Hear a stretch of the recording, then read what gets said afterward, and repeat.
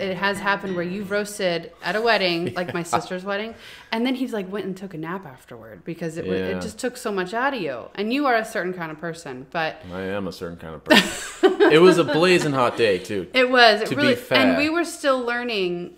We were still learning how to take care of yourself, right? It was like your third or fourth or fifth roast, and I mean, a couple of times.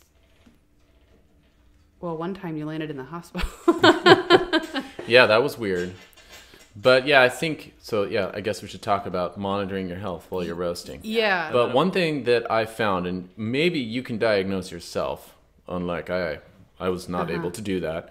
But I am super creative, so I am really inspired by the having to be resourceful and sagacious in the middle of the roast. Like I love it. And I love having primitive tools. You know, I've got an axe, and I've got matches, and I don't even have a thermometer.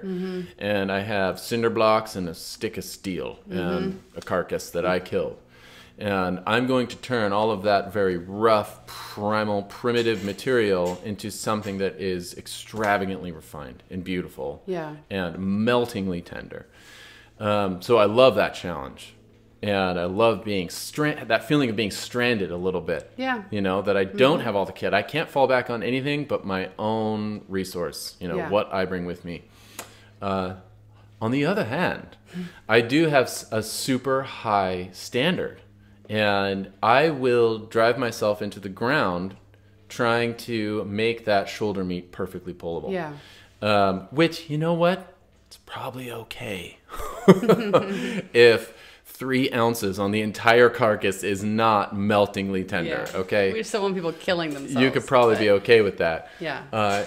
But I lose sight of that sometimes. And in that sense, my own like desire to be left out there, you know, and to rely on my own resources and to be creative and to respond in the moment,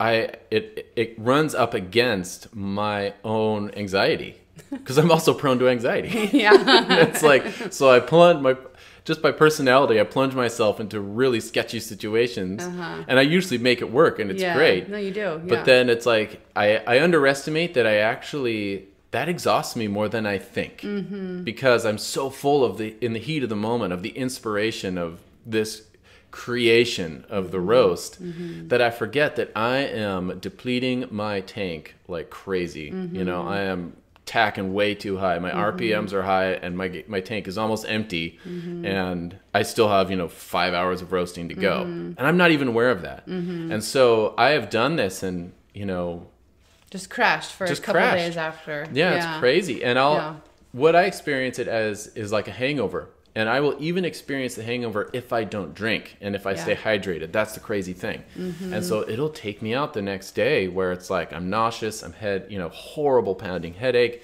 I'm like, what? I drank water. I ate. I didn't touch any beer. This really came to light when you were in the shade the entire day. Yeah. And you were like dousing yourself with water. You were doing everything right, taking care of yourself, and it still happened. And we're like, okay, it's stress. It's mental. That made me realize it's mental. It's a state of mind, which, you know, was just so silly that distresses me out. But it's like this perfect storm of my personality and that act of roasting for a whole bunch of people.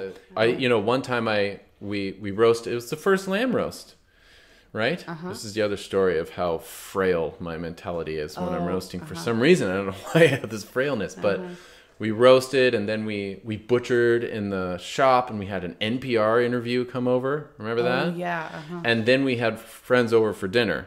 And I'm like, this is the greatest day of my life. Like, who are low in enthusiasm. I know.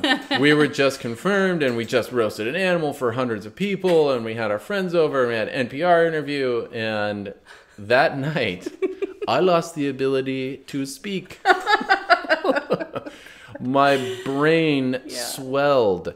It's crazy. It scared me a little bit. Yeah, I actually had temporary aphasia where I could not utter verbiage. He just looked at me and... Yeah, I could only shake my head at people. Smiled and... Like, I hear ya, but I can't say anything. It was very bizarre. I did not know that was going to come out. It was a little spooky. We took you to the hospital. Yeah. And once we knew kind of what was happening, I was okay. But okay, yeah, which was like the next day when I started speaking again, because I don't remember ever knowing what was happening. I just remember, all the EMT guys in the ambulance. Who are super great on they're great. By the way. We love them. Ignacia knows them. Or Therese. But they were great. I just remember them like telling me jokes and like asking me really lowball questions. Like, does it rain a lot in Seattle?